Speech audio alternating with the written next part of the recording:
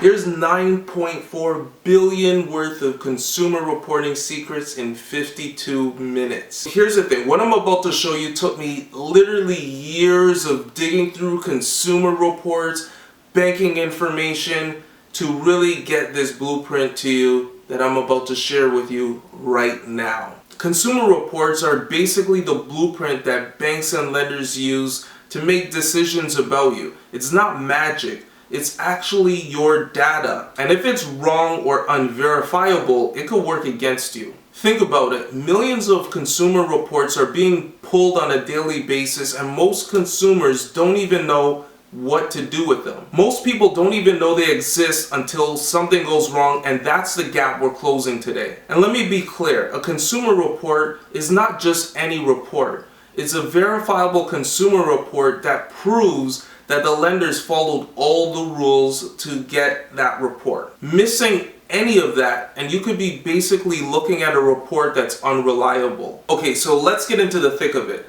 A verifiable consumer report isn't complicated, but most people overcomplicate it.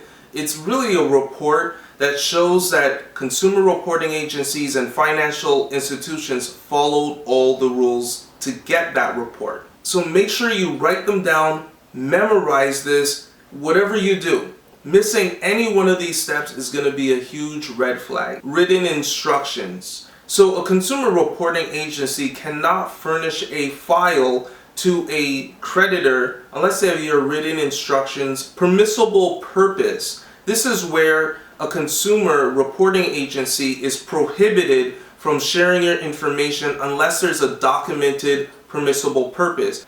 Notice of intention in consideration of extending credit. Notice of intention to obtain a consumer report from a consumer reporting agency for the purposes of extending credit. Then there is notice of divulgence of personal information to other credit grantors or consumer reporting agencies. Then the notice has to comply with statutory visibility and formatting requirements. Notice of adverse information. This is a notice that goes out to consumers at the time of the application if the consumer has experienced a denied credit application or an increased charge. Proof of receipt of notice. Now all of these notices, if they're not served by ordinary mail or registered mail, then they would have to have a proof of receipt. Now pause for a second. These are 8 critical notices that most people don't check for. Now imagine opening a report where the notice about obtaining your file is buried in terms and conditions 40 pages deep in a font size 6 points, not bold, not underlined. It happens so often, and I've seen it through thousands of files. Alright, here's the part that actually puts power back into your hands. I'm going to break down step by step on how to check your consumer report. Request a report from your consumer reporting agency.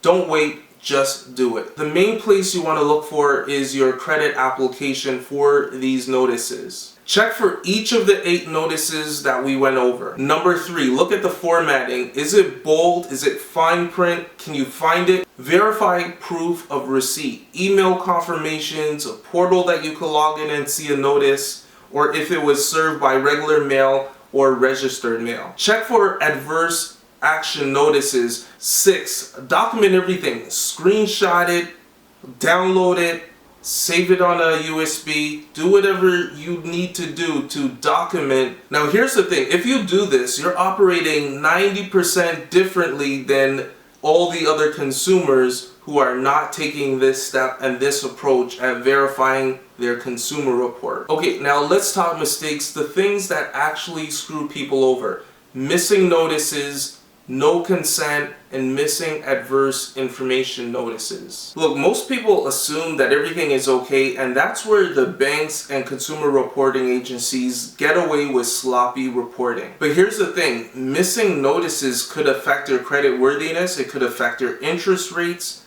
it could affect everything. Think of it like marketing to cold traffic. If you don't know what the audience wants, you're wasting your energy. It's the same thing. If you don't know what's in your consumer report, then digging through files, it's also a waste of your energy.